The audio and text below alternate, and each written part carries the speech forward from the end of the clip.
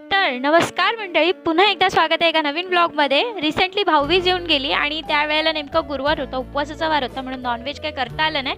तर भावांसाठी आज नवीन ट्रीट केली होती, चिकनचा रस्सा आणि भात. त्याच्यासाठी तयारी चालू झाली आणि बघू शकता मस्तपैकी ढगाळ वातावरण झालं होतं. मग इथे लवकर मॅरिनेशनची तयारी करून घेतली आणि बघता बघता लाईटही गेली.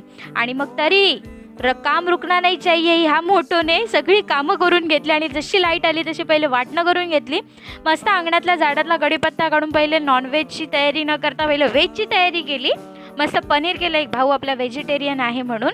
आणि मग नंतर मी सुक्कं आणि ओलं दोन्ही एकसाथ घालायला सुरुवात केली. का तर लाईट गेली तर काय करायचं परत एकदा, म्हणून मग लाईट काय गेली नाही तरी पण बघू शकता सगळं जेवण रेडी होतं.